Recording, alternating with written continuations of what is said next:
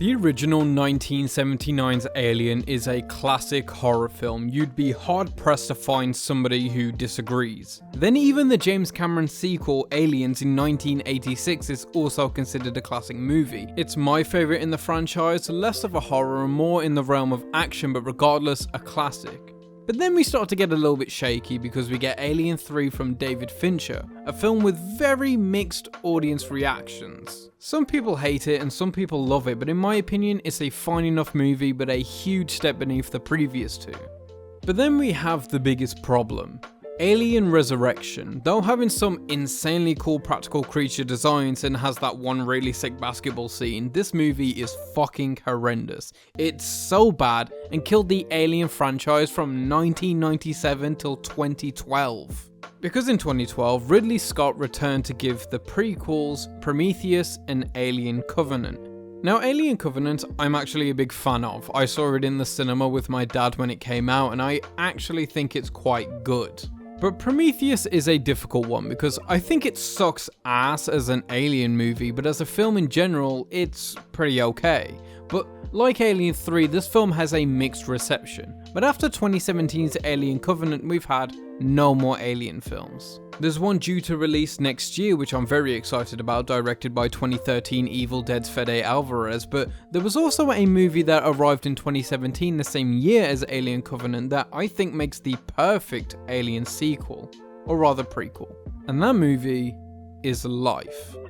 Life, starring Jake Gyllenhaal and Ryan Reynolds, weirdly went unnoticed and has received more than its fair share of criticism.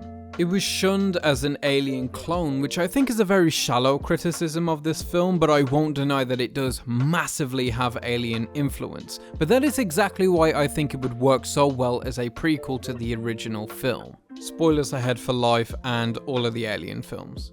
So the premise of the film is that scientists and general space explorers find a life form on Mars. As they attempt to learn more about it on their ship, they find out it's a hostile life form and horror ensues. The life form gets named Calvin, and at first Calvin is seen as a beautiful discovery. You know, it's undeniable proof of life outside our atmosphere, and the one scientist is absolutely obsessed with it. So in Prometheus and Alien Covenant, David turns evil as he becomes fascinated by the xenomorph, or at least the early stages of it. He initially wants to find the key to immortality to help Wayland. He wants to find a way to extend life and health, and Hugh in this film has also seen those qualities in Calvin. He sees Calvin as an opportunity to learn more about life, its origin, and also possibly how to heal things we cannot currently heal by studying Calvin. There's a lot of incredibly similar themes and vibes, so the parallels aren't unfounded, but I think this film just simply handles them in a much better way and even works in more ways than the other two prequels.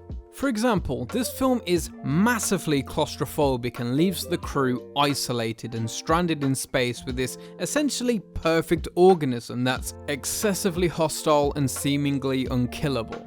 That description is much like the first Alien film, except here we have a primitive stage of what a xenomorph could have been. Both Life and the prequels are about evolution, creation and discovery, and I personally think Life just does it better and makes more thematic sense with the first film and subsequent films than the prequels we have. There's a brilliant line where Calvin starts to evolve and interact with Hugh, and they say its curiosity outweighs its fear, which is just such a rich line because it works in tandem with a later monologue where Hugh is given a speech and he's talking about how Calvin doesn't hate them. He has no real feelings towards the crew he's massacring, he's just simply doing this to survive, and destruction is a natural part of life. If this were an Alien prequel, this ideology would actually give so much more depth to the xenomorph, which is mostly just seen as an unrelenting killing machine, which is a great concept for the first movie, but for a franchise, it's called to add more depth to the villain. It doesn't take away from them. Calvin at the end of the day is still an unstoppable force of nature, brutal in every single way, but with just more ideas behind him, more philosophy. And I'm sure that's what Ridley Scott intended when he made Prometheus, when he made Alien Covenant. They feel like more philosophical takes on the universe, but I just don't think they were executed as well as this was. You know, and there's just a lot of fun parallels, like the use of fire or trying to send it out to space, the creature using the vent system. Also, knowing how Calvin works and needed the crew to stay alive, it would make sense that in the original, Ash was sent aboard the ship to ensure the capture of the creature since he's an android and therefore the organism wouldn't need to kill him to survive.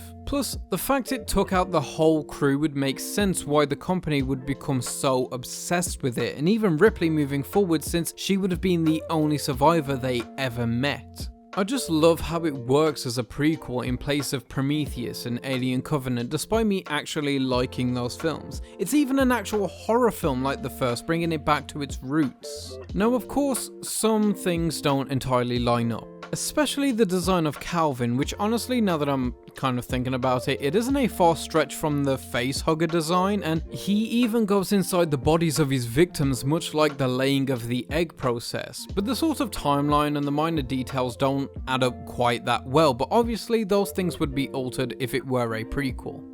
Besides, much like the original, we come to love this crew. As I said, we get both Gyllenhaal and Reynolds as actors, and Ryan Reynolds could have easily done his regular Deadpool shtick where he's just doing bits, and he doesn't. He's used perfectly here. He's naturally funny, relying on simple line delivery to deliver good and naturally inserted comedic moments, which you don't get much of in Ryan Reynolds movies anymore.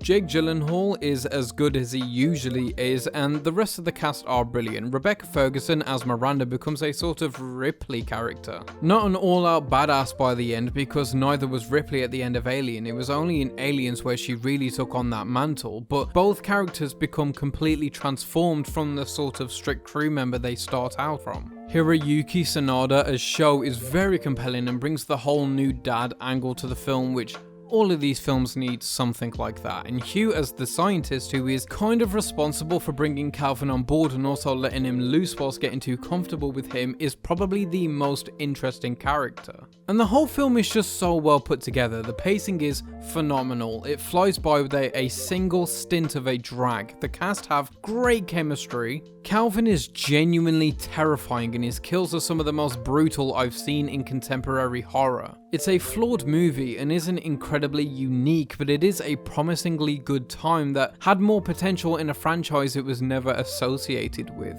So go see it if you haven't, despite all of the spoilers you've likely just experienced. But of course, this is all just my opinion. What do you think? Have you seen Life? If so, let me know what you think about it. Let me know what you think about this video. I read every single comment and reply to as many as possible, and whether it's a non-existent prequel to the Alien franchise or not, as always, keep watching movies.